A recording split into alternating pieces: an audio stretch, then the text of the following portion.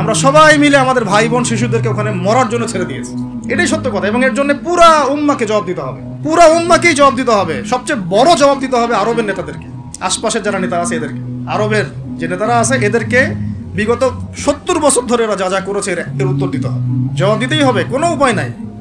আমাদেরকেও দিতে হবে, প্রত্যেক রাষ্ট্রপ্রধানকে দেওয়া লাগবে, যে লিখতে পারতো লিখে নাই তাকে দেওয়া লাগবে, যে বলতে পারতো বলে নাই তাকেও দেওয়া লাগবে, যার অস্ত্র দেওয়ার ক্ষমতা ছিল দেয় নাই তাকেও বলা লাগবে, যার মিলিটারি পাওয়ার ছিল সে চাইলে ওখানে ইন্টারভেন করতে পারতো সে করে নাই তাকেও বলতে হবে। আর যারা ওদের সাথে আতাত করে বন্ধুত্ব করেছে এরা তো মুনাফিক, টাটকা মুনাফিক, পাক্কা মুনাফিক। এরাই তো তারা যারা কাফেরদের সাথে জাহান্নামের তলদেশে থাকবে। মুসলিমদেরকে বাদ দিয়ে মুনাফিক ইহুদি খ্রিস্টানদের সাথে বন্ধুত্ব করেছে। যে ইহুদি খ্রিস্টানরা আমাদের ভাই বোনদেরকে মেরে ঝাঁঝরা করে ফেলাচ্ছে, আমি ওর সাথে বন্ধুত্ব করতে পারি? কি বলে আপনাদের ইমান? আর এই কথাগুলো কি উগ্রবাদী কথা হয়ে গেল? না, এগুলো সত্যি কথা। আর সত্যি কথা বলার পরে কি হবে সেটা তো দেখার দরকার নেই, আল্লাহর কাছে আমাকে জবাব দিতে হবে, এটাই আমার ফিকির। তো যারা দোয়া করতে পারবে তারা যদি দোয়া না করে আল্লাহর কাছে জবাব দিতে হবে, যারা বলতে পারে যদি না বলে আল্লাহর কাছে অ্যান্সার দিতে হবে, যারা খাবার পাঠাতে পারতো তারা পাঠায় নাই আল্লাহর কাছে অ্যান্সার দিতে হবে। একটু ভেবে দেখেন না, আপনার যদি একটা বাচ্চা কখনো এমনি মারা যায় তাহলে আপনার কেমন লাগবে? আল্লাহ না করুক। একটা বাবার জন্য সবচেয়ে কষ্টের কোন সময়টা বলেন তো? নিজের সন্তানকে দাফন করা।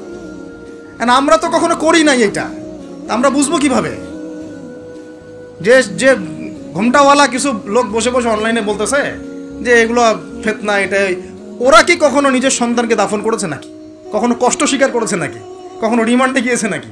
মায়ের খেয়েছে নাকি? কখনো জেল খাটছে নাকি? ও তো সুখে আছে, 3 বেলা খাচ্ছে দাচ্ছে, মাশাআল্লাহ, সুখে শান্তিতে জীবনযাপন। ও কি বুঝবে উম্মার কষ্ট? ও কি বুঝবে বাচ্চাদের কষ্ট, এই মা বোনদের কষ্ট?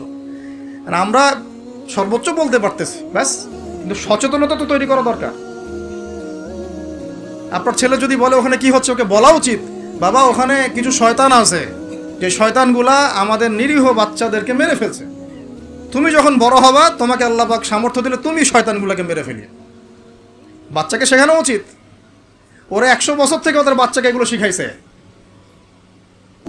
ওরা 100 বছর থেকে ওদের বাচ্চাদেরকে শিখাইছে যে মুসলমানরা হচ্ছে পৃথিবীর সবচেয়ে জঘন্য প্রাণী। ওদেরকে যখনই দেখবা তখনই মারবা, ওদের সাথে শত্রুতা করা তোমার উপর ফরজ। এটা ওরা শিখাইছে ওদের বাচ্চাদের।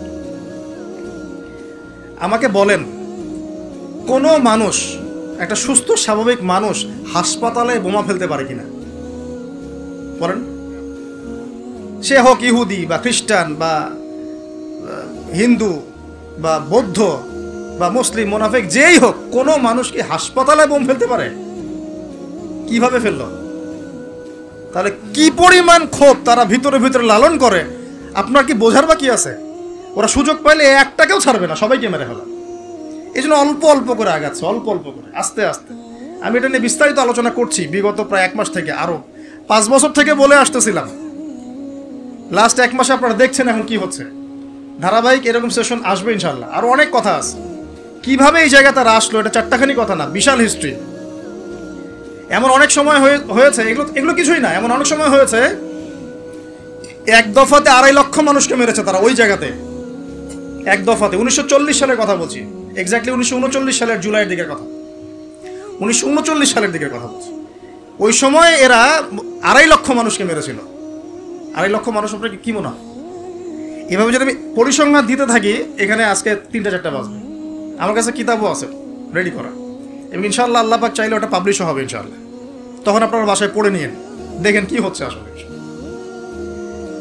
তো মূল কথাটা হচ্ছে, ভাই আমি তো দোয়া করতে পারি, আমার তো করা উচিত, আমার ব্যথিত হওয়া উচিত, আমার কুনুতে নাজেলা পড়া উচিত।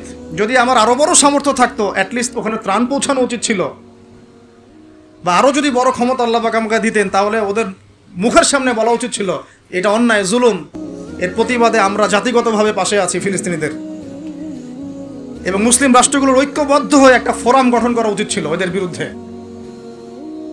কিসের শান্তি চুক্তি আর কিসের নেগোসিয়েশন? কোনো কথা আর বাকি আছে? এদের সাথে একটা ভাষাই বাকি আছে এখন, অস্ত্রের ভাষা, যুদ্ধের ভাষা। একটা ভাষাতেই কথা বলা বাকি আছে, আর কোনো ভাষাই নেই এদের সাথে কথা বলা। তুমি হাসপাতালে বোম ফেলে 600টা মুসলিম বাচ্চাকে হত্যা করে ফেলছো, তোমার সাথে কিসের কথা? একটা কথাই হতে পারে, সেটা হলো যুদ্ধের ভাষা, অথবা এই পুরো ভূমি থেকে তোমরা চলে যাবা পশ্চিমে, এটাই ছিল আমাদের ভাষা। কিন্তু বিগত ৭৫ বছর ধরে আমরা এগুলো করতে পারি না। একটা দুইটা বছর না রে ভাই, ৭৫ বছর ধরে আমরা এগুলো করতে পারি না। তো আমি এখানে গলা ফাটাই, আমার আবেগ ঝেড়েও কী লাভ হবে তাও জানি না। অ্যাটলিস্ট আমরা আমাদের জবাবটা তো আল্লাহর কাছে দেওয়া লাগবে। আল্লাহ পাক আপনার অপারগতাও জানেন, আপনার সামর্থ্য সীমাও জানেন। আল্লাহ পাক দেখবেন এর মধ্যে থেকে আপনি কি করেছেন, দেখবেন কি না? তো এখন ভাই আমাদের কি এইসব মোবাইল, সেলফি, হাবি জাবি এগুলোই জীবন? না আমাদের কি চিন্তা করতে হবে? একটু চিন্তা করতে গেলে প্রথম সলিউশন পড়াশোনা করতে হবে, কোরআন পড়তে হবে। যে যাই বলুক কোরআন পড়লেই হয়ে যাবে, সেই হয়ে যাবে, সব কথা বাদ দেন, আপনি কোরআন পড়েন। যে যাই বলুক না কেন, আপনি কোরআন পড়তেই হবে, আপনাকে এর অনুবাদ আপনাকে পড়তেই হবে, তাফসির আপনাকে ঘাটতেই হবে, পাশাপাশি নবীর হাদিসগুলো আপনাকে পড়তে হবে। অবশ্যই কোনো না কোনো আলেমের সোহবতে থাকতে হবে। উদ্বাস্তুর মতো জীবনযাপন করবেন না এই 10 জন 20 জন সার্কেল নিয়ে। ওলামায়ে কেরামদের মধ্যে যারা হক্কানি ওলামায়ে কেরাম, তাদের কাছে এসে পরামর্শ করে চলাফেরা করবেন, যাতে আপনি বিভ্রান্তির শিকার না হন, পরামর্শ করতে পারেন। বাংলাদেশে কি আলেম ওলামার অভাব আছে? যত তাদের মধ্যে বিভক্তি থাক, যতই তারা একে অপরের সাথে কলুশনে থাক না কেন, যত দল থাক, তারপরেও আপনি ওলামায়ে কেরামের সাথেই থাকবেন। এবং হকপন্থী চিনে নেবেন। হকপন্থী আর মুনাফেক চেনার সবচেয়ে উপযুক্ত সময় কোনটা সেটাও বলে দিই। হকপন্থী ওলামায়ে কেরাম আর মুনাফেক যারা মুসলিম উম্মার ভিতরে কাজ করছে আমাদের মতো লেবাস পোশাকে, এটা চেনার, ফাইন্ড আউট করার সবচেয়ে শ্রেষ্ঠ সময় হচ্ছে উম্মার এই সংকটপূর্ণ সময়গুলা। উম্মার উপর যখন কোনো বিপদ আপদ, বালা মুসিবত, সংকট আসবে, আপনি এমনি বুঝতে পারবেন কারা মুনাফেক কারা হকের উপর আছে, যদি আপনার বিবেক থেকে থাকে, আপনার বুঝ থেকে থাকে। এরপরেও যদি না চিনতে পারেন, আপনি দাজ্জাল, অন্ধ, আপনি দাজ্জালের মতো একচোখ অন্ধ। এই মাজলুমদের বিপক্ষেও বহু আলেম কথা বলে নাই, বাংলাদেশে বলে নাই। তা আপনাকে আমি আর কিভাবে চিনাবো, কিভাবে চোখে আঙ্গুল দিয়ে চিনাবো যে আসলে কারা হকপন্থী কারা বাতিলপন্থী? এইটুকু তো আপনার দায়িত্ব চেনার। কিভাবে এভাবে তাদের সাথে আপনি নিজের জীবনটা নষ্ট করে ফেলতেছেন? সুবহানাল্লাহ। আল্লাহ পাক আপনাদেরকে হেফাজত করুন, সঠিক পথে রাখুন, ওলামায়ে কেরামের সোহবতে থাকুন।